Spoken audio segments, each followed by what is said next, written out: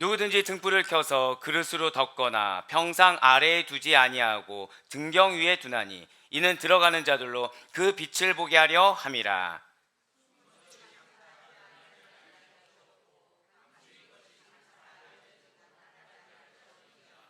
함께요. 그러므로 너희가 어떻게 들을까 스스로 삼가라. 누구든지 있는 자는 받겠고 없는 자는 그 있는 줄로 아는 것까지도 빼앗기리라 하시니라. 아멘. 할렐루야. 네, 주님께서 너무 사랑하시는 우리 아드포이교회 모든 권속들을 주님으로 환영하고 축복합니다. 무엇보다 많은 세상의 사람들이 자기를 위해서 시간을 이렇게 보내고 있을 때 하나님을 위해서, 그리고 하나님께서 우리들에게 베푸실 그 놀라운 은혜와 그리고 그 놀라운 축복을 확신함으로 이 자리에 함께하고 계시는 우리 성도님들, 특별히 그 어느 때보다도 더 많이 축복합니다. 이 기도를 하다 보면은 제일 좋은 거는 하나님의 마음을 느낄 수 있다라는 거예요. 하나님의 마음을 느끼면 항상 회개하게 합니다. 항상 회개하게 해요. 항상 우리 성도님들께 죄송한 마음을 갖게 합니다. 우리 성도님들이 주시는 그 사랑에 비해서 제가 많이 못해드리고 있구나. 이거 금식을 해도 부족하구나 라는 생각을 할 때가 많은데, 그런 의미에서 저의 부족함을 여러분들이 각자의 사랑의 겉면을 좀 채워주셨으면 좋겠어요. 옆에 있는 분한테 이렇게 인사하실게요. 하나님이 당신을 축복하십니다.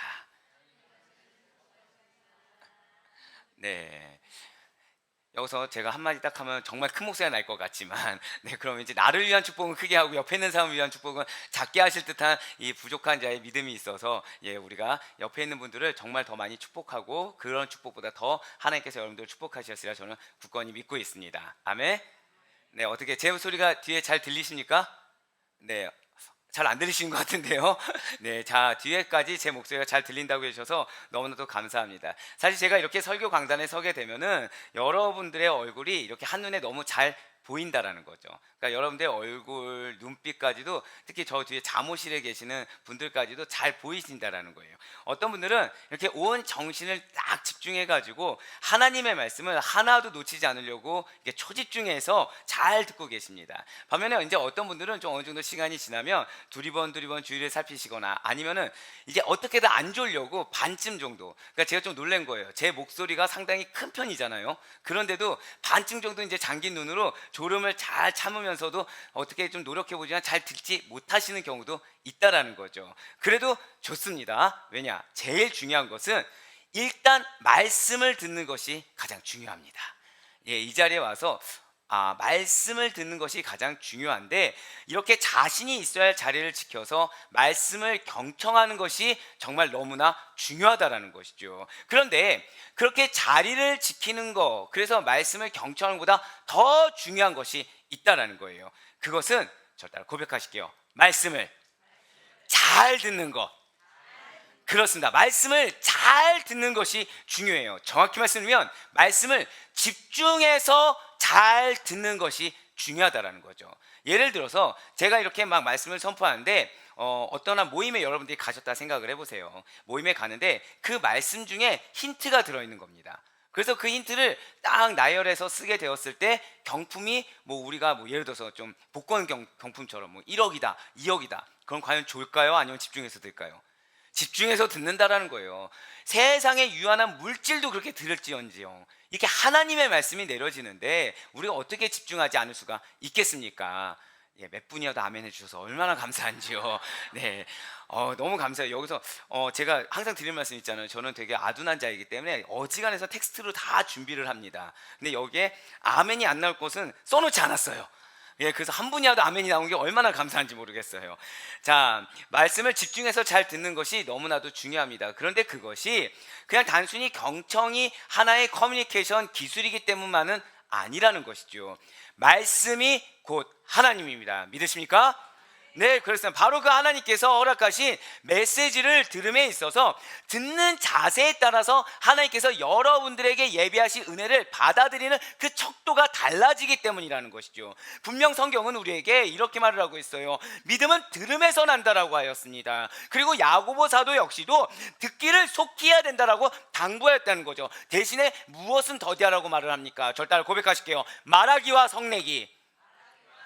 그렇습니다. 내가 말하는 것과 우리가 본질상 진노의 자녀이기 때문에 그런 근본적인 죄악이 되는 성내기는 더디해야 된다라고 당부했다는 거죠. 비단 야고보 사도만 그렇게 이야기한 것은 아니라는 거예요. 예수님께서도 똑같이 말씀하셨다는 거죠. 오늘 본문을 통해서 예수님께서는 저를 따라 고백하실까요? 복음을 듣는 자의 자세, 그렇습니다. 복음을 듣는 자의 자세에 대해서 말씀하고 계세요. 어떻게 들을까 삼가라 라고 권면하고 계시다라는 거죠. 먼저 오늘 보면 누가복음 8장 16절의 말씀 한번 보시길 바랍니다. 누구든지 등불을 켜서 그릇으로 덮거나 평상 아래에 두지 아니하고 등경 위에 두나니 이는 들어가는 자들로 그 빛을 보게 하려 함이라. 아멘. 오늘 정말 집중해서 잘 들으셔야 돼요. 왜냐하면 많은 분들이 여기에 대해서 혼돈하시고 좀 어려워하시는 그런 구절이기 때문에 잘 들으시면 여러분들의 유익이 될 거라고 저는 굳건히 믿고 있습니다. 지금 본문에서 말하고 있는 등불은 다른 것을 이야기하고 있지 않아요. 저를 따라 고백하실게요. 진리의 공개성. 예, 그렇습니다. 목사님, 진리면 진리지 진리의 공개성이라는 것은 또 무엇입니까? 라고 질문할 수도 있으실 거예요. 사랑하는 여러분들, 진리는 과연 무엇입니까? 진리는 예수 그리스도이십니다. 믿으십니까? 예, 우리에게 있어 유일한 진리는 예수 그리스도, 그분이 전하신 말씀에는 없다라는 거죠. 진실로 예수님께서 어떤 분이십니까? 구약에서 유대인들이 학수고대했어요. 바람하지 않던 메시아가 바로 예수 그리스도시라는 거죠. 구약의 많은 믿음의 선진들과 성경 인물들이 오실 예수 그리스도를 소망하면서 현실에서 당하던 고난, 어려운 핍박 등을 믿음으로 인내하면서 신앙을 지켰어요. 누구를 기다렸다고요? 오실 예수 그리스도를 소망했다는 거죠. 하지만 예수 그리스도께서 성육신하여 주시사 십자가에서 죽으시고 부활하신 사건을 경험한 그 모든 믿음의 자들은 이미 오신 예수님을 믿고 확신하며 믿음을 지켜나간다는 것입니다. 구약은 무엇이라고요? 아직 오지 않으셨어요. 하지만 오실 것을 소망했습니다. 신약은 이미 오셨어요. 그것을 봤습니다. 믿어요. 그리고 확신 가운데 믿음을 지켜나간다는 거죠. 그렇습니다. 여러분과 저는 구약의 인물들이 아니에요. 신약 시대의 교회 안에서 지금 믿음을 키워나가고 있는 사들입니다. 그런 여러분과 저는 예수 그리스도께서 하나님의 아들이시라는 사실이 역사적으로 증명된 다음에 믿음을 가진 것이기 때문에 그런 어떠한 구약의 믿음의 선진들, 많은 성경의 인물들보다는 믿음을 갖고 믿음을 지키며 그리고 믿음을 키워나가기가 훨씬 더 수월하다라는 거예요. 그렇습니다. 진실로 예수 그리스도께서는 그리스도이십니다. 진실로 예수 그리스도께서는 살아계신 하나님의 아들이세요. 그러한 복음의 비밀, 예수님께서 그리스도시고 살아계신 하나님의 아들이야. 그분이 우리 모든 인간의 죄악을 위해서 십자가에서 대속하여 죽으셨어, 부활하셨어. 그러한 복음의 비밀은 분명히 감추인 바 되었어요. 그렇지만 때가 참에 많은 사람들에게 널리 전파되었습니다. 그리고 그러한 의미에서 등불을 켜서 이렇게 그릇으로 덮거나 평상 아래에 두지 않고 등경 위에 높이 두는 것이라고 말씀하고 계시다라는 거죠. 지금 등불의 위치가 어떠해야 된다고 이야기하고 있습니까? 먼저는 등경 위에 두라는 거예요. 이렇게 그릇으로 이렇게 등불을 덮거나 아니면은 평상 아래에 두어서는 안 된다라고 지금 이야기하고 있다는 거죠. 왜이겠습니까? 등불의 존재 이유가 무엇인가요? 방안을 밝히 비추기 위한 거예요. 자, 우린 지금 형광등이 있지만 과거에 형광등이 없었기 때문에 등불로 방을 비췄겠죠. 근데 그 등불이 방안을 밝히기 위해선 등경, 즉 등불을 걸어 놓을 수 있는 기구 위에 올려놔야 된다라는 것입니다. 만일 등잔을 그렇게 걸어 놓는 기구에 두는 것이 아니라 그냥 등불이 비춰져 있는데 그릇으로 이렇게 덮으면 어떻게 될까요? 꺼지게 된다는 거예요. 그러니까 등불의 역할을 못하게 된다는 거죠. 환하게 그 방안을 비추지 못한다는 것입니다. 만약에 평상 아래에 이렇게 빛을 둔다면 어떻게 될까요? 빛이 보이기는 하겠지만 환하게 비춰지지 않아요.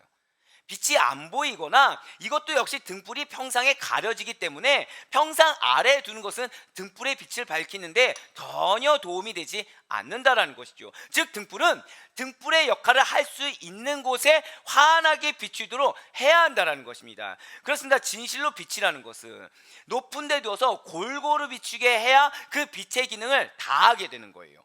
복음도 마찬가지라는 거죠. 진실로 복음은 가만히 있어서 되는 것이 아닙니다. 저를 따라 고백하실까요? 널리 널리. 예, 이거예요. 복음은 널리 널리 퍼져나가야 된다는 거죠. 예수 그리스도께서 전하신 천국 복음이라는 것이 소수의 한두 명만 알고 소유하며 넘어갈 것이 아니라는 거예요. 그냥 나는 예수님 믿고 평안하니까 때 되면 저 사람 믿겠지라고 생각하고 가만히 있을 것이 아니라 우리의 입술로, 그리고 제일 궁극적인 거, 자, 절대 고백하실게요. 나의 삶으로. 그렇습니다. 나의 삶으로 복음이 드러나야 된다는 거예요.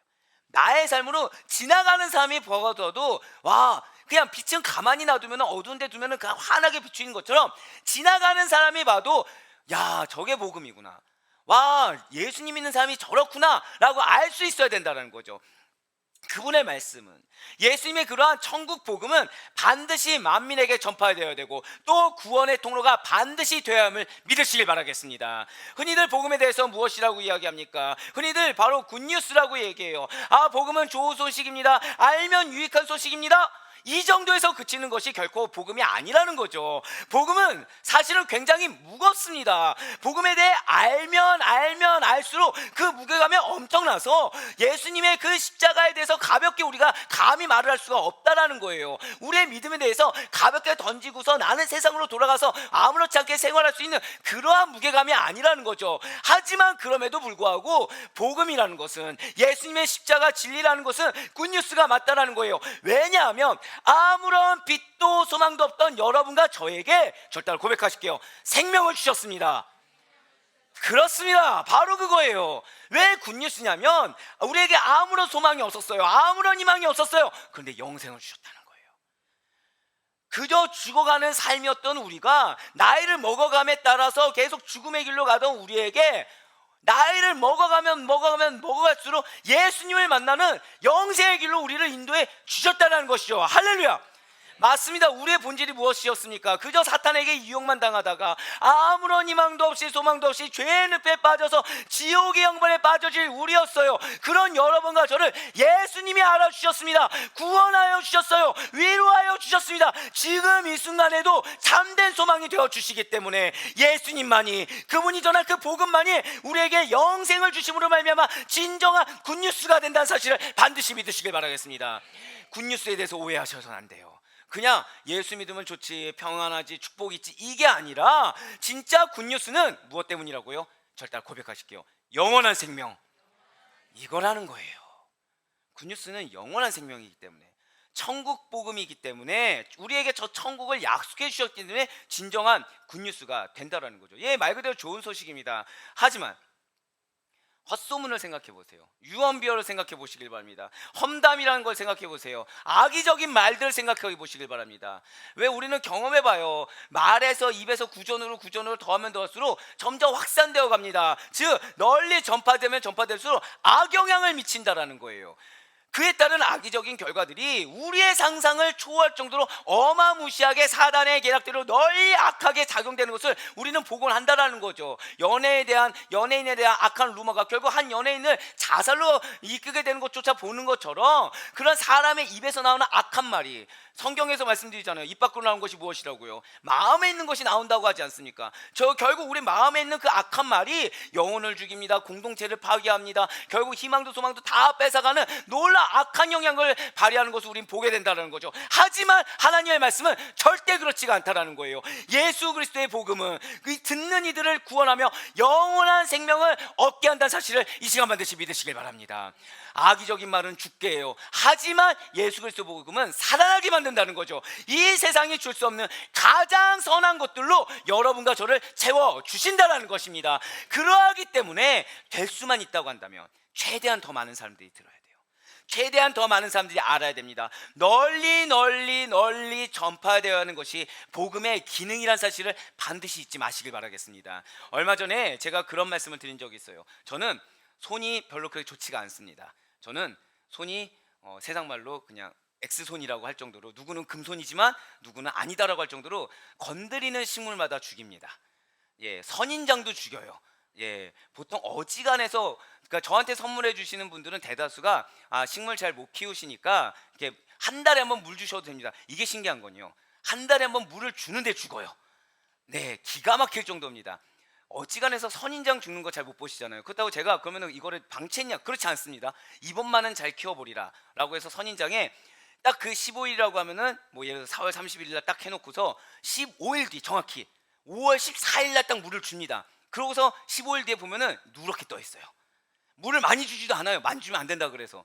적게 준 건가? 아니요. 정말로 잘 줬는데 죽어 있어요. 근데 그러다 보니까 이렇게 식물을 잘 돌보시는, 저희들 말로 대왕대비마마라고 이렇게 표현을 할 정도인데, 그런 분들 보면은 존경심이 난다고 제가 말씀드린 적이 있어요. 그런데 그분이 하신 말씀에 그런 말이 있더라고요. 식물들에게 좋은 말을 해주면 듣는다는 겁니다. 식물과 대화를 해야 된다는 거예요. 그러면은 식물이 건강하게 잘 자란다는 겁니다. 물론 저는 믿지 않아요. 왜냐, 그렇다고 해서 누가 하느냐가 정말 중요하다 생각합니다. 제가 말을 하면 그 선인장은 살아날까요, 죽을까요? 너무 하신 거 아닙니까? 어디 바로 기다리지도 않고 죽어요가 나오십니까? 저도 근데 똑같이 생각합니다. 저도 죽는다고 생각을 해요. 누가 하느냐? 왜일까요? 무슨 차이일까요? 식물을 정말 사랑하는 사람이 식물에게 말을 걸고 대화를 하고 칭찬하면 식물은 건강해질 겁니다. 근데 저는 식물에 관심이 없는 사람이죠. 전 누구에 관심이 있습니까? 아이고 주여. 네, 그렇게라도 꼭 해야겠네요. 저는 정말 예수님께 관심 있는 사람입니다. 저는 여러분들께 관심 있는 사람이에요. 사실 다른 거에는 크게 관심이 없습니다. 그러니까 여러분들의 영혼이 어떤 상태냐가 저에게는 최우선이지 뭐 다른 건 별로 관심이 없어요. 그러다 보니까 제가 말한다고 해서 크게 효용은 없겠죠. 그런데 그렇게 생각이 들었어요. 식물에게도 좋은 말을 하면 건강하게 잘 자라나는데 왜 또 그런 말이 있지 않습니까? 칭찬은 고래도 춤추게 한다. 그러니까 사람도 이렇게 바뀌게 한다라고 하는데, 하물며 영생을 주는 복음은 과연 더 말해 무엇을 할 것인가? 하나님의 말씀은 더 말해 무엇을 할까라는 생각이 들었다라는 거예요. 그렇습니다.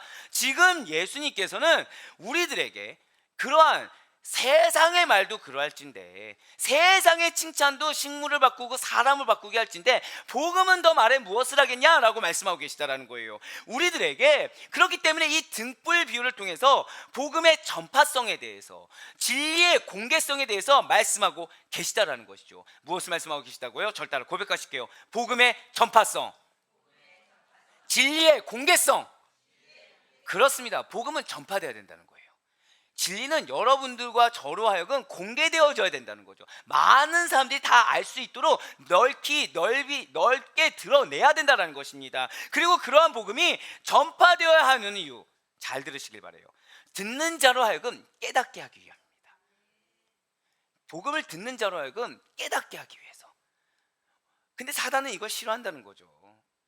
그러니까 사단은 듣는 자에 대한 판단을 우리가 하게 합니다. 그래서 말을 해봤자 소용이 없을 거다 생각하고, 또는 말을 해봤자 지금 받지 못할 것만 계속해서 드러낸다라는 거예요. 하지만 아닙니다. 믿음은 들음에서 납니다. 복음은 전파되어야만 믿는 이들이 늘어나게 된다는 거예요. 왜? 복음은 전파되면 듣는 자들이 늘어나기 때문에 그 중에 반드시 하나님께서 예비하신 영혼이 하나님의 합당한 때에 변화될 줄 믿으시길 바라겠습니다. 복음이 전파된 이상 듣는 자들을 깨닫게 하는 일, 그렇습니다. 사람의 일이 아니라는 거예요. 성령님의 일이 된다라는 것이죠. 그렇기 때문에 전하는 자들은 듣는 자들의 마음을 변화시켜 주시고 깨닫게 해주실 성령님에만 의지해서 내가 판단해서는 안 된다라는 거예요. 내가 예상해서는 안 된다라는 거죠. 그저 부지런히 때를 얻든지 못 얻든지 전해야만 된다는 것입니다. 즉 등불 비유의 핵심이 과연 무엇이겠습니까? 사람들이 등불을 켜서 사물을 밝게 비추도록 등경 위에 두는 것처럼 평상 아래 두거나 그릇으로 덮어두는 것이 아니라 있어야 할 자리에 두어서 밝게 비추게 하는 것처럼, 하나님의 나라 비밀 역시도 그 비밀을 전할 자들이 전해야 될 그 장소에서 담대히 증거했을 때 사람들에게 밝히 드러나게 된다는 사실을 믿으며 나아갈 수 있는 여러분과 제가 되길 간절히 소망합니다. 그렇기 때문에 복음을 받은 제자들은 그것을 혼자서만 갖고 기뻐할 것이 아니에요. 혼자서만 갖고 만족할 것이 아니라는 거죠. 많은 사람들에게 반드시, 그리고 널리 전파해야 한다는 것입니다. 그렇습니다. 하나님의 영광의 빛을 먼저 받은 자, 영적 축복을 먼저 받은 자는 그것을 자신만의 것으로 간직하고 멈춰있는 데 머물러서는 안 되는 것입니다. 입술로, 삶으로, 그리고 만방에 반드시 널리 전할 사명이 여러분과 저에게 있음을 반드시 믿으시길 바라겠습니다. 그렇기 때문에 이사야 선지자가 여러분과 저에게 이렇게 권면하는 것이 아니겠습니까? 이사야 60장 1절의 말씀입니다. 일어나라, 빛을 발하라. 이는 내 빛이 이르렀고 여호와의 영광이 내 위에 임하였음이니라. 아멘. 진실로 절대 고백하실게요. 나의 위에 하나님의 영광이 있습니다. 아멘. 맞습니다. 나의 위에 하나님의 영광이 있어요. 이미 있다라는 거죠. 근데 사단은 이걸 못 보게 계속 무엇을 보게 한다고요? 땅의 것을 보게 한다는 거예요. 하늘을 보면, 하나님을 보면, 말씀을 통해 하나님을 만나면 우리가 그 하나님의 영광이 나에게 지금 비추고 있기 때문에 나에게 능력을 주셔서 나아갈 수 있다는 것을 확신할 수 있는데, 사단은 그거를 두려워하기 때문에, 그래서 하나님 나라가 확장되는 걸 두려워하기 때문에 계속 땅을 보게 한다는 거죠. 이걸 돌려서 어떤 말로 바꿔요? 기도 제목. 여러분들 기도 제목은 과연 어떤 것입니까? 물질, 자녀, 건강, 지금 다 공통점이 무엇이죠? 사람의 관계가 됐든, 건강이 되었든, 물질이 되었든, 어떠한 미션이 되었든 다 공통점은 땅의 것들입니다. 말로는 하나님의 영광을 위해서라고 하지만 우리 솔직해집시다. 정말로 하나님의 영광을 위한 것이었나요? 아니면 일단 나의 다급함, 이 환경의 문제가 해결되길 바라셨나요? 땅의 것을 보니 하늘의 영광이 나에게 임한 것을 모른다는 거예요. 그러니까 그 기도가 항상 무겁죠. 확신 가운데 분명히 기도하는 자의 마음 상태를 뭐라고 말씀하셨습니까? 평강하다고 말씀하셨어요. 여러분들의 기도는 하나님께서 반드시 응답하십니다. 믿으십니까? 예, 우린 다 믿어요. 근데 기도할 때 여러분들의 마음은 과연 어떻습니까? 혹시나 하는 마음이 든다는 거예요. 염려가 든다라는 거죠. 또는 기대한다고 하지만 그 기대의 때가 나와 달라지면 즉각적으로 마음이 실족한다는 겁니다. 마음이 어려워진다라는 거예요. 왜일까요? 하나님의 때에 대한, 하나님의 방법에 대한 신뢰가 없기 때문이라는 거죠. 내 눈에 지금이 급했어요. 그럼 나는 지금이라는 거는 어느 시기입니까? 이 세상의 시기라는 거죠. 이 세상의 방법이라는 거예요. 하나님의 방법과 하나님의 때, 이거보다 더 중요한 게 결국 뭐가 됐어요? 내가 돼버렸다는 거죠. 나는 지금 어디에 속해 있는 자입니까? 과연 나는 지금 어디에 속해 있나요? 하나님께 속해 있는 자가 아니라 땅에 속해 있는 자처럼 기도하고 있었다는 거예요. 하지만 오늘 말씀 보세요. 이미 여호와의 영광이 여러분들 위에 있음을 믿으시길 바랍니다. 우리가 할 건 뭘까요? 딱 하나요. 일어나면 된다는 거예요. 일어나서 여러분들 통해 하나님이 빛을 어떻게 비추시는지 증거하면 된다는 것입니다. 믿는 자의 마음가짐이 어떠한 것인지, 믿는 자의 이런 입술이 어떤 것인지, 믿는 자의 삶이 어떠한 것인지 그저 보이면 된다는 거예요. 밖에 나가서 전도하는 거 물론 중요하겠죠. 하지만 그보다 더 중요한 것은 여러분들이 하나님 앞에서 영광이 드리운 자, 하나님 앞에서 빛이 드리운 자로서 증거가 될 수 있길 간절히 소망합니다. 지금 무엇일까요? 하나님의 인정을 받길 바래요. 하나님께서 여러분들을 참된 당신의 자녀로, 빛된 자녀로 인정할 수 있길 간절히 소망합니다. 그럴 때 진실로 복음의 등불을 비추는 여러분과 제가 될 것입니다. 그러한 삶으로, 그러한 입술로 복음의 빛을 비추기는 우리들을 주님께서 기뻐하시사 여러분들이 거하는 그 곳곳마다 주님의 영광으로 가득 채우심을 목도하고 경험해 나아갈 수 있는 여러분과 제가 되길 간절히 소망합니다. 그렇습니다. 우리는 반드시 복음의 등불을, 예수 그리스도의 빛을 증거해야만 된다는 거예요. 왜이겠습니까? 누가복음 8장 17절 말씀 한번 보시길 바래요. 숨은 것이 장차 드러나지 아니할 것이 없고 감추인 것이 장차 알려지고 나타나지 않을 것이 없느니라. 결국 무엇입니까? 숨기고 감춘 모든 것이 결국에는 모두 드러나게 된다. 이게 무엇인가요? 지금은 잘 알려지지 않은 복음의 진리일 수 있겠지만 이것이 만천하에 밝히 드러나게 된다는 거예요. 천국 복음을 전파하신 예수님께서는 당시 사람들이 굉장히 익숙하고 잘 알고 있는 사물과 재료를 가지고 비유를 통하여 천국 비밀과 하나님의 나라를 설명하셨습니다. 자, 제가 방금 뭐라고 표현드렸나요? 사람들이 잘 아는 것들로, 사람들의 언어로 자 비유를 표현을 했어요. 그러면 여러분들은 잘 알아들을 수 있을까요? 못 알아들을까요? 사실은 신기한 것은 그렇게 익숙한 걸로, 그렇게 잘 아는 것들로 말씀을 해주셨음에도 불구하고 모두가 다 완전히 이해한 것은 아니라는 거예요. 자, 예를 들어서 앞에 있는 권사님한테, 사랑하는 권사님 꽃과 같으십니다. 자, 이건 제가 지금 칭찬입니까 욕입니까? 누구나 칭찬인 걸 알죠? 왜? 꽃과 같이 아름답다 이렇게 우리가 알아들을 수 있잖아요. 근데 그걸 못 알아들었다는 거예요. 그걸 이해하지 못했다는 거죠. 예를 들어서 사랑하는 우리 장로님, 거목과 같습니다. 그럼 우린 다 이해해요.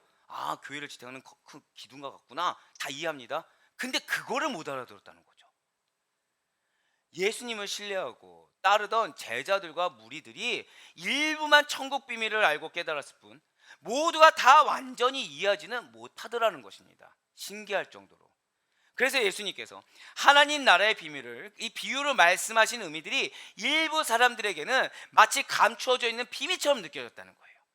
들으면 들을수록 깨달아지는 것이 아니었다는 거죠. 들으면 들을수록 오히려 혼돈이 왔습니다. 오히려 더 꽁꽁 감춰진 비밀이나 마치 수수께끼처럼 여겨졌다는 거예요. 하지만 그럼에도 불구하고 결국은 복음이 만천하에 밝히 드러나 보이게 될 것이라는 사실을 주님께서는 예고하셨습니다. 그리고 예수님께서 오신 것도 그저 자신을 숨기고 자신을 은폐하기 위한 것이 아니라 예수님을 필요로 하는 그 모든 사람들에게 명백하게 드러내기 위함이라는 사실 역시도 내포하고 있다는 것이죠. 하나님의 나라의 비밀이 지금은 숨겨지고 감춰진 것처럼 보이지만 종국에는 반드시 밝히 드러나고 알려지게 될 것을 더욱 강조하셨다는 거예요. 그렇습니다.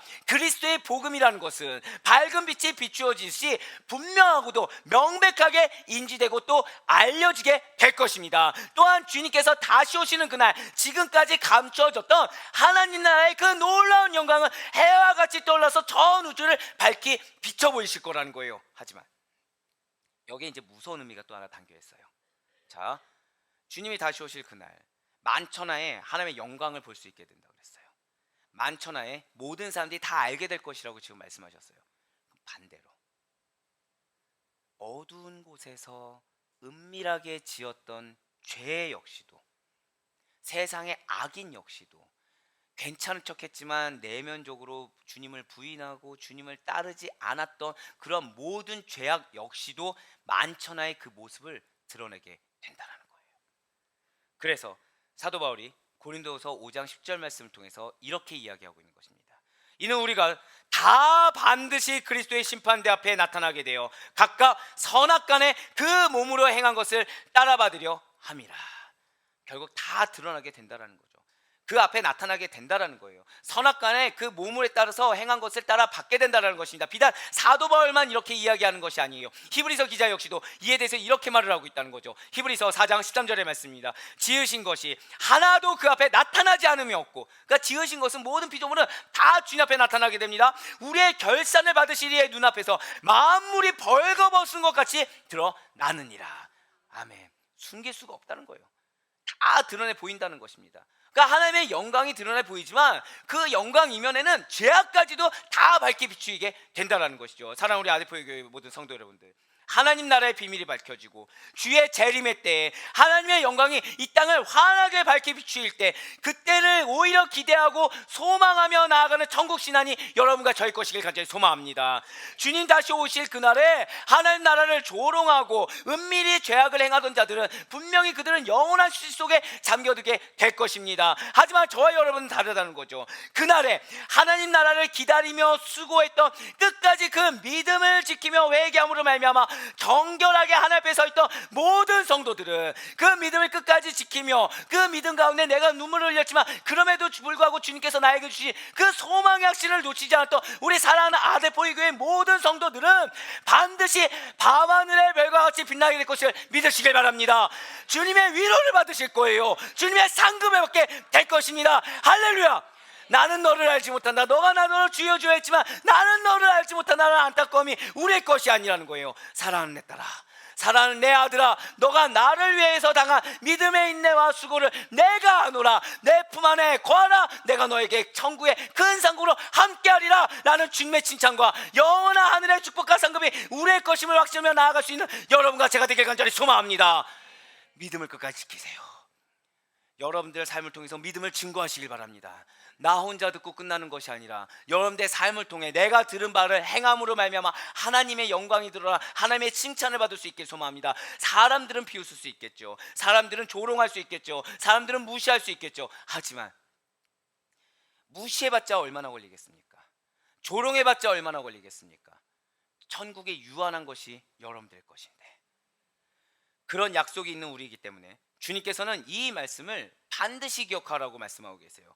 누가복음 8장 18절 말씀, 누가복음 8장 18절 말씀 우리 다 같이 한 목소리를 읽도록 하시겠습니다. 시작. 그러므로 너희가 어떻게 들을까 스스로 삼가라. 누구든지 있는 자는 받겠고 없는 자는 그 있는 줄로 아는 것까지도 빼앗기리라 하시니라. 아멘. 어떻게 들리십니까? 지금 주님께서는 우리에게 복음을 듣고 행하는, 절대 크게 고백하실게요, 신실한 자세, 이걸 촉구하고 계세요. 복음을 듣고 행하는 신실한 자세, 믿음의 자세를 지금 촉구하고 계시다는 거죠. 무엇이겠습니까?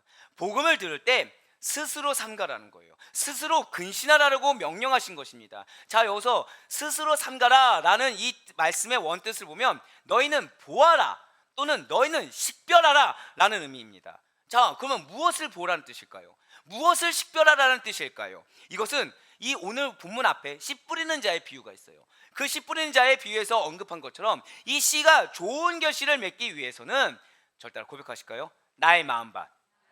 맞습니다. 그러니까 내가 지금 어떠한 마음밭인가, 그거와 더불어서 자, 저를 따라 고백하실까요? 마음과 자세. 네, 그렇습니다. 내가 그러니까 어떤 마음과 어떤 자세로 말씀을 듣고 있는가, 이것을 주의 깊게 살펴보아야 된다는 거죠. 자, 스스로 삼가라가 무엇이라고요? 너희는 식별해야 돼. 너희는 분별해야 돼. 너희는 너희를 봐야 돼. 자, 무엇을 보라? 무엇을 식별하라고요? 지금 내가 어떤 마음밭인지, 내가 지금 안에 메말라 있는지, 염려가 가득 찬지, 근심이 가득 찬지, 내가 지금 분노가 가득 찬지, 아니면 내가 그냥 공허한 상태로 아무것도 텅 빈 상태, 문제는 텅 빈 상태에 받아들여서 뭘 먹어야 되는데 다 닫아놓은 상태인지, 근데 그러한 마음과 자세로 지금 말씀을 어떻게 듣고 있는지, 내가 지금 안에 텅 비어있기 때문에 어떻게든 채워야 된다라는 갈급함으로 침노하는 자로 듣고 있는지, 아니면 분노가 가득 차서 누군가를 정죄하는 자세로 듣고 있는지, 아니면 그저 그냥 내 교만 가운데 입사해서 듣고 있는지, 내가 과연 어떤 마음과 어떤 자세로 말씀을 듣고 있는지 제발 주의 깊게 스스로를 살펴보라는 겁니다. 말씀을 듣고 그 말씀이 내 안에 들어와서 적용되고 삶의 열매를 맺기 위해서는 소리를 잘 듣는 귀도 중요하지만, 잘 듣는 데서 더 나아가 절대 고백하실까요? 올바로 듣는 자세, 거기까지 점검을 하셔야 된다는 거예요. 잘 듣는 거, 잘 경청하는 것도 좋지만 올바르게 듣는 자세까지도 우리가 견지하고 있어야 된다는 거죠. 그렇습니다. 반드시 기억하시길 바랍니다. 그렇게 올바로 듣는다는 것은 단순히 듣는 행동만을 이야기하는 것이 아닙니다. 들은 것을 한 번 더 저따라 고백하실게요. 지키고 행하는 것, 바로 그거예요. 잘 경청하는 거 너무 중요해요. 그렇지만 잘 경청하고 그거 끝나는 것이 아니라 지키고 행하는 것까지를 포함하고 있다는 거죠. 그래서 하나님의 말씀을 올바로 듣는 자들은 더 영적으로 충만해집니다. 더 성장해요. 더 성숙해져요. 더 많이 체험을 받을 수밖에 없다라는 거죠. 왜이겠습니까? 그저 단순히 교회 와서 예배 드리고 은혜 받았다 이걸로 끝나지 않기 때문이라는 것입니다. 교회 와서 예배 드리고서 교회 오면 평강한데 가정 가면 내가 그렇지 못해, 직장 가면 그렇지 못해 라면서 그것을 구분짓는 삶이 아니기 때문이라는 거예요. 듣고 적용합니다. 혹시나 이 말씀이 하나님이 나에게 주신 말씀이기 때문에 내가 놓친 것은 없나 계속해서 반복해요. 기준을 주님께 둡니다. 내 상황에 두지 않아요. 내 마음에 두지 않아요. 내 감정에 두지 않아요. 내 생각에 두지 않아요. 오직 하나님의 말씀, 그분이 주신 은혜, 그분이 나에게 예비하신 계획, 하나님께만 기준을 두기 때문에 한 걸음이라도 더 나아가서 주님께로 가까이 가려고 노력한다는 거죠. 그리스도의 영광을 위해서라면 나의 유익까지도 포기합니다. 그분으로 인한 기쁨을 위해서, 하나님의 기쁨이 되는 것을 가장 큰 기쁨이자 영광으로 알고서 삶의 우선순위와 전부를 오직 예수 그리스도께 둔다는 거예요. 반면에 하나님의 말씀을 올바로 듣지 않는 자들은 영적으로 자꾸 쇠퇴해집니다. 알게 모르게 믿음의 정체가 아니라 믿음에서 멀어져요. 근데 문제는 자기는 정체했다고 인지조차 못한다는 거죠. 결국 예수님을 부인한 것과 동일한 마음을 가집니다. 언행을 자기도 모르게 해요. 삶으로까지 나아가요. 그래서 성령을 소멸케 하는 망령된 자리까지 떨어지게 된다는 거예요. 그 이유는 단순합니다. 교회조차, 예배조차, 말씀조차, 기도조차, 찬양조차, 아니 정확히는 예수님조차 나의 유익을 위하기 때문이라는 거예요. 나를 위해서 믿어요. 나를 위해서 말씀을 들어요. 나를 위해서 예배를 드려요. 이렇게 말씀을 올바로 듣는 자와 올바로 듣지 않는 자를 빗대어서 예수님께서는 있는 자와 없는 자로 나누어서 비유로 설명하고 계시다는 거죠. 왜 그런 말씀 드렸죠? 누구든지 있는 자는 받겠고 없는 자는 그 있는 줄로 아는 것까지도 빼앗기리라. 이건 단순히 봉사의 얘기를 하는 것이 아닙니다. 간혹가다 이거를 봉사의 얘기로 하신 분들이 있는데 아니에요. 이건 봉사의 얘기가 아닙니다. 지금 예수님께서는 부익부 빈익빈의 경제 원리를 빗대어서 말씀하고 계세요. 즉 복음에 대한 자세가 결국 내적, 부익부 빈익빈 현상이 될 것을 가르쳐 주고 계시다는 거죠. 결국 여기서 있는 자는 하나님의 말씀이 선포될 때 그것을 환영합니다. 그것에 절대성을 두어요.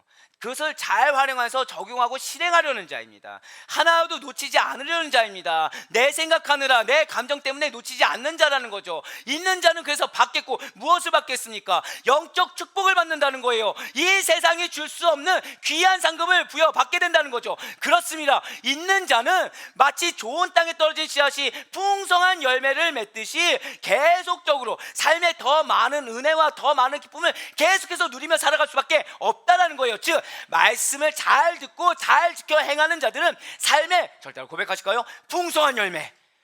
그렇습니다. 삶에 풍성한 열매가 가득하며 주님으로 인하여서만이 경험할 수 있는 영적 충만함과 기쁨과 은혜가 넘치는 삶을 살게 된다는 거예요. 마음이 평강이 항상 흘러 넘칩니다. 마음이 항상 감사가 흘러 넘쳐요. 그러다 보니까 삶의 곳곳마다 감사 열매가 어떻게 맺고 있는지 다 보게 된다는 거죠. 그 가운데 나는 좀 힘들 수 있어요. 나는 좀 괴로울 수 있어요. 그런데 그게 중요하지 않다는 거예요. 다가올 영광이 너무 크다 보니까 이게 더 이상 보이지조차 않는다는 거죠. 하지만 없는 자는 다르다는 것입니다. 없는 자는 하나님의 말씀을 들어요. 아니 또 그 말씀이 중요한 것도 인식돼요. 그런데 머리로는 아는데 이 몸이 그것을 시시하게 여깁니다. 그것을 하찮게 여겨요. 그러니까 행하지 않습니다. 믿음은 믿음이고 현실의 삶은 다르지. 말씀을 들어요. 아, 나에게 적용되는 말씀은 이 말씀이 아니야. 이거는 내 남편이 들어야 될 말이지. 이건 내 아내가 들어야 될 말이지. 이건 내 자녀가 들어야 될, 남에게 적용시켜버려요. 머리로는 중요한다는 걸 알지만 실제로는 그렇지 않기 때문에 아무렇지 않게 다른 세상의 급한 문제 생각에 나를 내어 맡겨버립니다. 그런데 없는 자들에게 있어서 가장 치명적인 함정은 무엇인지 아십니까? 잘 기억하셔야 돼요. 자신들에게 없어요. 분명히 없습니다. 그런데 있는 줄로 착각한다는 거예요. 은혜 받았다고 착각한다는 거죠. 은혜 있는 줄로 착각하다가 그 순간 주시는 말씀뿐만이 아니라 그 말씀에서 기인한 은혜와 축복까지도 저버리게 된다는 것입니다. 그러니까 왜 그런 거 경험해 보셨을까요? 나는 은혜를 받았다고 생각했어요. 근데 예배 가운데 말씀이 생각이 안 나는 거예요, 사실은. 그리고 나가 보니까 다시 마음이 공고해지는 거. 죄송하지만 없는 자라는 거예요. 예배를 드릴 때 집중하지 않았다는 증거가 되는 거죠. 말씀을 들을 때 내 생각하느라 내 감정이 휩싸이느라 놓쳐버린 거예요. 제가 왜 오죽했으면 그런 말씀 드리지 않았습니까? 10가지 메시지 중에 한 가지라도 복음이 선포되면 제발 그 한 가지라도 붙잡아 달라. 왜요? 한 가지라도 있으면 있는 겁니까 없는 겁니까? 있는 거예요. 근데 문제는 이 한 가지조차 붙잡지 못하게 사단이 계속해서 들이친다는 거죠. 몸이 불편하게 합니다. 생각에 잔여에 쌓이게 합니다. 계속해서 고민거리가 들게 생각합니다. 또 다른 이 이후의 약속에 대해서 생각하게 해요. 계속해서 고민, 생각, 걱정, 근심, 집중하지 못하게 한다는 거예요. 자, 사랑하는 우리 성도 여러분들, 여러분들이 자녀들을 키울 때 자녀들이 앉아있는 걸 보게 됩니다. 책상에 앉아있어요. 공부를 하는지 안 하는지 아실까요 모르실까요? 기가 막히게 알아요. 집중하지 않는 걸 알아요. 근데 집중하는 친구와 집중하지 않는 친구를 우리가 알거든요. 부모의 눈으로 자녀를 볼 때 그게 보이는데 하나님의 눈으로 우리를 볼 때 우리가 있는 자인지 없는 자인지 아실까요 모르실까요? 아신다는 거예요. 아신다는 거예요. 예수님께서는 그래서 이러한 이들을 향해 사실은 안타까운 마음으로 지금 경책하고 계십니다. 그가 있는 줄로 아는 것까지도 빼앗기게 될 것이다. 즉 이거 뭐예요? 빼앗기라는 겁니까? 뺏기지 말라는 겁니까? 뺏기지 말라는 거예요. 제발 집중하라는 거예요. 제발 정신 차리라는 거예요. 너의 현실의 삶이 너희가 고민한다고 되는 것이냐라고 얘기하신다는 거죠. 하나님만이 해결할 수 있다는 것입니다. 근데 왜 그 하나님만을 붙들지 않냐는 거예요. 왜 하나님의 말씀이 내려지는데 그 말씀을 집중하지 않냐는 것입니다. 사실 없는 자는 자기에게 없는 것을 자신이 가지고 있다고 착각한다고 말씀을 드렸어요. 이러한 자는 실제로는 가지고 있는 것이 없기 때문에 빼앗길 것도 없다는 거죠. 그런데 문제는 본인은 빼앗겼다 생각하는 거예요. 옆에 있는 사람은 은혜를 받았어요. 여기서 이제 의구심이 드는 겁니다. 왜 이 사람은 은혜를 받고 나는 은혜를 못 받지? 정확히 말하면 이 사람은 있는 자였고 나는 없는 자였다는 거죠. 그러니까 나는 지금 빼앗긴 게 있어요 없어요? 전혀 없는 겁니다. 받을 것도 없었어요. 왜? 내가 거부했으니까. 근데 그걸 인정하지 않아요. 결과물만 보고서 이 사람은 지금 결과물이 있고 이 사람은 결과물이 없다고 생각하니까 왜 나는 없어? 그래서 영적인 시기를 합니다. 그래서 영적인 질투를 해요. 그러니 사실은 없는데 가지고 있다고 생각하는 자는 결국 이 마음이 어떻게 됩니까? 점점 더 완악해지죠. 점점 더 강팍해집니다. 하나님의 은혜에서 점점 멀어져요. 구원에 의해서 멀어져요. 그러니까 그분들이 하시는 말씀이 대다수가 뭡니까? 나 교회 다녀봤는데 별거 없었어. 나 교회 다녀봤는데 아무것도 없었어. 아유, 맨날 말씀 똑같지. 똑같으시든가요. 동일한 설교 들어도 매번 다르다고 고백하는 여러분 아닙니까? 근데 그들은 어떤 자예요? 예수님께서 비유로 말씀하셔도 알아들을 말로 해도 못 알아듣던 자들입니다. 왜요? 경청하지 않았으니까. 왜요? 집중하지 않았으니까. 자, 자녀들이 집중하지 않아요. 공부를 안 합니다. 항상 한다고 얘기해요. 근데 중요한 것은 결과가 나올까 안 나올 거야? 안 나오죠. 안 나오죠. 분노를 합니다. 분노를 해요. 분노하고서 속상해합니다. 그럼 부모의 눈에는 어떨까요? 부모의 눈에는 답답한 거예요. 지금이라도 집중하면 되는데. 자, 중요한 건 집중할 생각을 할까요? 아니면 또 다른 것에 눈이 팔려 있을까요? 또 다른 거에 눈이 팔려 있다는 거예요. 그러니까 받아야 될 축복을 본인이 스스로 계속해서 저버리고 있죠. 왜요? 그럼 부모님은 어떤 마음이 들까요? 점점 기대치가 사라지니까 투자란 걸 안 하려고 합니다. 학원 다녀 뭐해? 이거 해서 뭐해? 저거 해서 뭐해라는 생각이 들게 된다는 거죠. 마찬가지라는 거예요. 자, 그렇다면 좋습니다. 그러면 그 부모님들은 자녀들에게 처음부터 아무것도 제공하지 않았나요? 아니라는 거예요. 아니라는 거죠. 없는 자는 처음부터 없었던 것이 아니라는 것입니다. 이미 그 전에 하나님께서 먼저 은혜를 주셨습니다.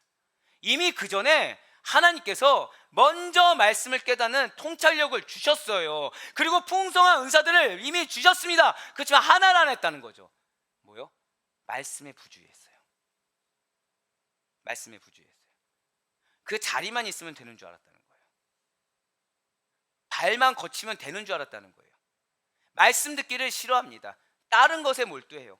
스스로가 말씀을 들음에 있어서 이 들을 영역과 시간을 정해져 버려요. 그러니까 우리가 흔히 또 범하는 잘못 중에 하나가 뭡니까? 초반에 은혜를 받아요. 그럼 이거를 붙잡고자 중반과 후반에 집중을 잘 안 합니다. 그것을 이거 가지고 한 주를 버티려고요. 아니요. 하나님이 왜 그 시간 동안 이렇게 수많은 단계별의 은혜를 예비하셨는지 생각하셔야 돼요. 한 주간 동안 그 전부가 아니면 버틸 수가 없다는 겁니다. 죄송하지만. 근데 내가 이 초반에 받은 은혜로 만족해서 뒤에는 나름 적용을 하겠다고 하나님이 예배해 놓으신 것을 듣지 않고 이 적용한다고 계속 딴 생각하면서 이걸 이렇게 스스로 계획을 해버린다는 거죠. 하나님 보시기엔 그건 뭐예요? 교만이죠. 너가 지금 그 한 주간에 앞에 놓인 상황을 이겨내려면 10가지 메시지를 다 받아야 되라고 준비해 주셨는데 내가 한두 가지 듣고 만족해버린 거예요. 그냥 스스로가 들을 영역과 시간을 정해져 버렸어요. 나는 이 시간 기도하면 나 이 시간이 은혜를 받고 기도응답 받았으니까 이 시간이면 돼 라고 스스로 정해져 버렸어요. 하나님은 이거를 마중물 삼아서 이 발판 삼아서 더 도약하라고 준비해 주신 은혜인데 이 정도에 만족을 해버린 거죠. 그러니까 위에 있는 풍성한 은혜를 내가 받지 못하는 거예요. 근데 중요한 문제가 있어요.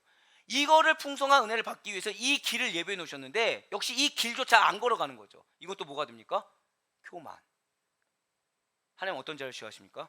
교만한 자. 축복의 길을 스스로가 저버려서 하나님의 실망이 되는 자, 하나님의 징계받는 자로 스스로가 나락에 빠져버리는 것입니다. 그러다 보니까 말씀에 순종하기보다는 오히려 자신의 욕구에 순종하는 삶을 살아버려요. 그러다 보니 통찰력, 은사, 은혜들이 다 사라져버리는 거죠. 하나님이 거둬가신 겁니까? 아니에요. 내가 거둬갔어요. 내가 거둬갔어요. 내가 교만해서. 말씀이 없어 문제입니까? 아니에요. 은혜가 없어 문제입니까? 아닙니다. 지난주에 신방을 했어요. 새가족 분입니다. 사실은 쓴소리를 해드렸어요. 돌려서 얘기했지만 쓴소리죠. 근데 놀라운 것은 자, 연세가 있으면 있을수록 왜 우리가 세상적인 말로 뭐 하니까 고집이 세진다는 표현을 합니다. 실제로 우리 권사님들 이렇게 신방에 보면 남자분의 고집에 대해서 그렇게 이야기를 해요. 남자분의 고집에 대해서 고집이 세다고. 근데 그 고집 세다는 세상의 통념에 있는 남자분이 고백한 게 내가 잘못했습니다. 내가 바뀌겠습니다라고 한 거예요. 전 그 순간 확신했어요. 이 집은 정말 축복이 임한다. 그분의 그 고백 하나가 이 집은 축복이 임할 것이다. 왜요? 얼마나 자존심이 상할까요? 자, 그 남편분은 그러면은 헛되게 살았을까요? 아니요. 가족을 위해서 희생했을 거예요. 열심히 살았을 거예요. 노력했을 거예요. 근데 그거보다도 오히려 잘못했습니다, 인정하세요, 고백하세요, 아내분에게 사랑을 주셔야 돼요. 돌려서 얘기했어요. 인정하기가 쉬울까요? 어렵습니다. 근데 그분은 자기도 모르는 사이에 자기 부인하신 거예요. 자기도 모르는 사이에 믿음을 고백하신 겁니다. 하나님 기뻐하실까요? 기뻐하지 않으실까요? 기뻐하신다는 거예요. 1000시간 만시간 앉아서 가만히 망부석처럼 아무런 마음의 변화 없이 마음의 돌덩이에 앉은 상태에서 내 고집만 부리는 것보다 단 1분 1초라도 그 얘기 들어서 왠지 해야 될 것 같아서 순종한 그 입술의 고백을 주님께서 기쁘게 받으시사 그 가정을 축복하시는 줄 믿으시길 바랍니다. 네, 맞습니다. 안타깝게도 없는 자들은 그와 달리 자신들의 올바로 듣지 않는 자세로 인해서 하나님께 받은 은혜와 말씀을 깨닫는 통찰력, 풍성한 은사들이 다 사라진 줄도 모른 채 자기 안에 그러한 것들이 여전히 남아있는 줄 알고 계속해서 하나님께서 원치 않는 방향으로 흘러간다는 거예요. 그리고 결국에서는 하나님의 구원의 은혜에서 멀어져 간다는 거죠. 제가 처음부터 말씀드린 거 있죠. 문제가 문제인 걸 인식한 것이 은혜입니다. 근데 그 문제가 자신의 것인 줄도 모른다는 거예요. 그 문제가 나한테 하시는 말씀인지도 모른다는 거예요. 그래서 문제가 문제인지 인식하지 못하니까 어떻게 됩니까? 썩어 들어가는 거죠. 결국 나중에 어떻게 된다고 표현드렸어요? 도려내는 걸 넘어서서 잘라내야 된다고 말씀드렸죠. 차라리 도려내면 되는데, 차라리 이게 문제야, 이거 내 팔에 있는 거야, 내 몸에 있는 문제야, 나로 기인했어라고 인정하면 되는데 그걸 안 해서. 그래서 예수님께서는 우리 모든 믿는 자들에게 지금 다른 거 생각하지 말고 은혜 주소서, 은혜 주소서, 이거보다 더 중요한 거, 너희에게 지금 은혜가 없는 것이 아니다, 너희에게 지금 내가 예비된 해결책이 없는 게 아니야, 지금 복음에 대한 자세를 점검해야 돼, 너희의 듣는 자세를 점검해야 돼라고 이야기하고 계시다는 거예요. 복음을 들고 행하는 신실한 자세를 우리에게 촉구하고 있다는 거죠. 말씀을 어떻게 듣고 있는지, 그 말씀을 어떻게 듣고 내가 어떻게 받아들이고 어떻게 행하고 있는지를 점검해서 빨리 돌이키라는 것입니다. 왜요? 우리가 돌이키면 그 자리에 바로 예배해 놓으셨다는 거예요. 해결을 예배해 놓으셨고 상급을 예배해 놓으셨고 은혜를 예배해 놓으셨는데 이거 하나 고집 때문에 안 돌려서, 이거 하나 내가 왜? 라는 생각 때문에 난 지금 이렇게 하고 있는데, 하나 앞에서 우리가 하나 앞에서 무엇을 드러낸다고 한들 과연 드러낼 수나 있겠습니까? 근데 계속해서 나를 드러낸다는 거죠. 우린 이걸 뭐라고 해요? 나의 의를 드러내고 있는 겁니다. 근데 문제는 내가 내 의를 드러낸다고 생각을 못 한다니까요. 선줄로 생각하지 말고 언제든지 넘어질까 두려워 떨리는 마음으로 절대 고백하실게요. 나의 믿음, 나의 믿음을 계속 끊임없이 점검하라는 거예요. 그래서 솔로몬이 잠언을 통하여 말씀을 잘 듣고 거하는 것에 대해서, 그거의 중요성에 대해서 이렇게 고백했습니다. 잠언 19장 27절 말씀입니다. 내 아들아, 지식의 말씀에서 떠나게 하는 교훈을 듣지 말지니라. 이 말씀이 얼마나 무섭냐면요, 자, 지식의 말씀에서 떠나게 하는 악한 말이라고 안 했습니다. 지금 뭐라 표현했어요? 교훈이라 표현했어요. 자, 교훈은 들어야 될까요? 듣지 말아야 될까요? 들어야 되는 거죠. 들어야 되는 것처럼 여겨질 수 있다는 거예요. 우리로 하여금 미혹한다는 겁니다. 자, 말씀을 듣고 적용하는 거, 이거 안 좋은 행위입니까? 좋은 행위잖아요. 당연히 그렇게 해야 되잖아요. 근데 여기서 한 가지 전제를 두면은 이게 문제가 된다는 거죠. 하나님의 말씀을 1시부터 2시까지 준비를 해 두셨어요. 1시부터 2시까지 준비해서 10단계를 딱 준비해 놓으셨어요. 근데 내가 1시에서 2시까지가 아니라 1시 20분까지 딱 듣고 말아버렸어요. 뒤에는 내가 그 말씀을 받아들여서 적용하려고 한 거예요. 근데 문제는 나머지 20분부터 2시까지의 말씀을 내가 안 들은 거죠. 듣는다고 하지만 듣고 흘려버렸어요. 계속 흘려버렸어요. 자, 나의 행위 중에 지금 문제가 된 행위가 무엇이 있을까요? 그 듣고 흘려버린 행위, 하나님보다 앞서서 내가 결정지어버린 행위, 이것이 문제가 된다는 겁니다. 세상적으로 근데 문제는 적용을 내가 악하게 했어요? 아니요, 적용 선하게 했습니다. 내가 이렇게 깨져야, 내가 이렇게 남편한테 잘해야지, 내가 이렇게 사업장 가서 이렇게 해야지, 다 나름의 다짐을 한 거예요. 한계가 있다는 겁니다. 내 아들아, 지식의 말씀에서 떠나게 하는 교훈을 지금 뭐라고 했어요? 듣지 말라는 거예요. 아예 그런 마음의 소리를 듣지 말라는 겁니다. 세상의 소리를 듣지 말라는 거예요. 그 시간에 끝까지 하나님의 말씀을 먹으라는 거예요. 끝까지 하나님의 말씀에 집중하라는 겁니다. 이뿐만이 아니에요. 사도 바울 역시도 말씀을 받는 자세에 대해서 이렇게 강하게 권면하고 있습니다. 데살로니가전서 2장 13절의 말씀입니다. 이러므로 우리가 하나님께 끊임없이 감사함은 너희가 우리에게 들은 바, 자, 무엇을 받을 때? 사도 바울의 말로 무엇을 받았다고요? 하나님의 말씀을 받을 때 사람의 말로 받지 아니하고 하나님의 말씀을 받으리니. 그러니까 지금 듣는 이 데살로니가 교회 사람들이 어떻게 받은 겁니까? 말씀의 절대성을 갖고 받은 거예요. 사도 바울의 말 언어로 생각하지 않고 바울이 말한 거다가 아니라 하나님이 바울을 통해 말씀하신 거다라고 하나님의 말씀을 받았다는 거죠. 진실로 그러도다. 이 말씀이 너무 은혜죠. 이 말씀이 또한 너희 믿는 자 가운데서 역사하느니라. 할렐루야. 지금 이 말씀을 반드시 기억하시길 바랍니다. 이 말씀을 정말 기억하시길 바랍니다. 하나님의 말씀으로 받았을 때 하나님의 역사가 일어남을 반드시 믿으시길 바라겠습니다. 그러니 예배 시에 내려진 말씀이 임동현이 전한 말씀이라 생각하셔도 안 된다는 거예요. 어떤 그냥 목회자가 전한 말씀이라 생각하지 마시고 하나님께서 그 목회자의 눈물을 통해서, 그 목회자의 언시를 통해서, 그 목회자의 땀을 통해서, 그 입술을 통해 단순히 사람의 말이라 하나님의 말씀을 증거한다는 사실을 믿으시길 바라겠습니다. 하나님의 말씀을 받으셔야 된다는 거예요. 여러분이 주시는 말씀들은 하나님께서 사랑 우리 모든 아들포의 권속들에게 반드시 듣고 행해야 되는 말씀, 구원과 생명으로 인도하는 말씀, 참된 은혜로 말미암아 변화 주시는 축복의 능력의 말씀의 사실을 반드시 믿으시길 바라겠습니다. 그 말씀이 예수 그리스도를 주로 믿는 저와 여러분 가운데 역사는 이미 크다는 사실을 믿으시길 바라요. 우리 가운데 하나님의 역사를 바라지 않는 분은 단 한 번도 없습니다. 모두 다 하나님의 은혜를 받아요. 하나님의 역사를 바라요. 그거를 알기 때문에 지금 주님께서 뭐라고 말씀하시나요? 말씀을, 하나님의 말씀을 받아들여.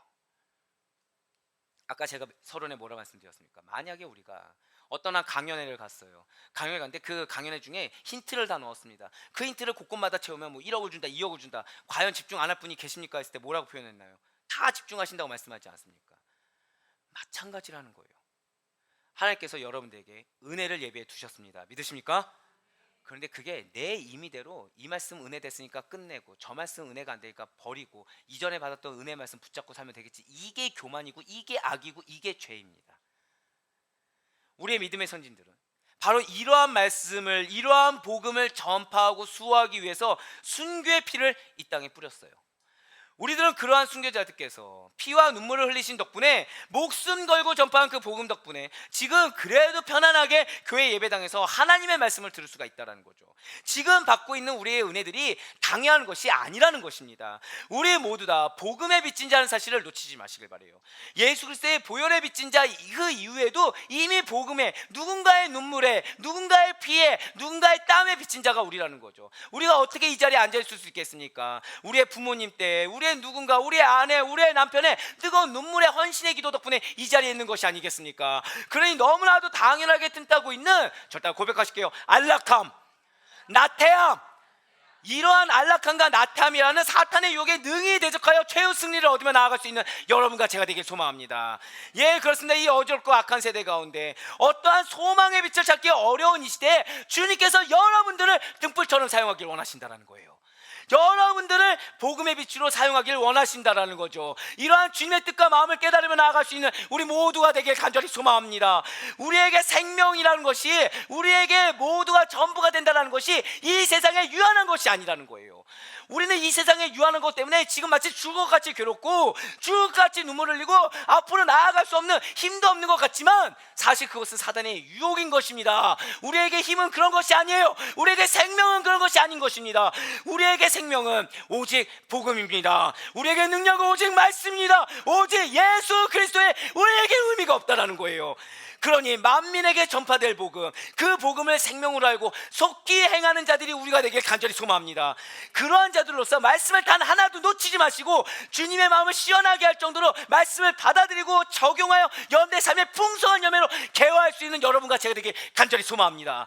그래 바로 권합기는 여러분과 저에게 허락된 복음의 등불, 그것을 비추할 곳에 밝게 비추이사, 절대로 고백하실 거예요. 마지막으로 고백하실게요. 내가 있는 자입니다. 할렐루야. 내가 있는 자답게 올바른 자세로 복음을 듣고 지켜 행하는 여러분과 제가 되길 바라요. 있는 자인데 없는 자로 나락에 빠지지 않길 소망합니다. 우리에게 말씀보다 중요한 것이 무엇이 있을까요? 복음보다 중요한 것이 무엇이 있을까요? 제가 우리 사랑하는 아데포 권속들에게 너무 감사한 게 있어요. 설립 예배 이후에 우린 이런 행사 안 합니까? 우린 이런 거 안 하나요? 라고 말씀 한마디 안 해주셔서 너무나도 감사합니다. 어떤 분이 저한테 그렇게 말씀하시더라고요.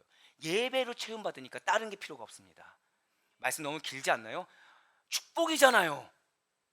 목사님 베낀 것도 아니고 거저하는 것도 아니고 목사님 땀 흘려서 한 건데 그 이상이 뭐가 있겠습니까? 너무 감사하다는 거죠. 예, 맞아요. 거저하지 않아요. 저희 방송팀도 알지만 밤 셉니다. 사실 계속 말씀드리잖아요. 준비해 놓은 말씀이 있다고. 하나님께서 근데 원치 않으시는 거예요. 자, 근데 중요한 거는 유혹이 없을까요? 유혹이 있어요. 너무 당연한 유혹이 있습니다. 자, 주일을 섬기기 위해서 잠을 자야 될까요? 자지 말아야 될까요? 당연한 답이죠. 꼭 유혹은 새벽에 옵니다. 근데 은혜의 말씀은 언제 올까요? 새벽에 온다는 거예요. 선택의 기로에서 늘 항상 하나님의 뜻을 분별하며 선택할 수 있는 여러분과 제가 되길 간절히 소망합니다. 당연함 뒤에 숨지 마세요. 세상에 당연한 우리가 갖고 있는 지식과 어떤 상식의 프레임에 우리를 가두지 마시길 바랍니다. 하나님은 그 모든 걸 깨시는 분이세요. 지금 제가 힘이 있습니까? 없습니까? 힘이 있죠? 예. 왜 웃으시는지 전 알고 있거든요. 굶는 자가 힘이 있어야 됩니까? 아니에요. 아니에요. 우리는 영적인 사람들입니다. 하나님이 영적인 은혜를 주신다면 우리는 그거를 믿고 세상을 극복할 수 있는 힘이 있다는 사실을 믿고 나아가셔야 돼요. 맞습니다. 하나님은 그걸 바라세요. 그렇다고 한다면 말씀을 통해 증거되는 것에 진짜 힘이 있다는 사실을 믿으시길 바라요. 기도 가운데 능력이 있다는 사실을 믿으시길 바랍니다. 이것이 될까 하노라가 아니라 될 것을 믿습니다. 이 고백이 여러분과 저의 고백이 되길 간절히 소망합니다. 그러한 여러분들 주변에 복음의 빛으로 말미암아 놀랍게 변화되는 축복을 직접 체험하시길 바라요. 그리하여 있는 자에게 더하시는 하나님의 그 놀라운 은혜가 말씀으로 말미암아 경험하게 되시는 그 놀라운 축복과 영적 충만함과 기쁨과 감사와 은혜가 흘러넘칠 수 있는 여러분과 저의 삶이 될 수 있기를 주님의 이름으로 간절히 축원합니다.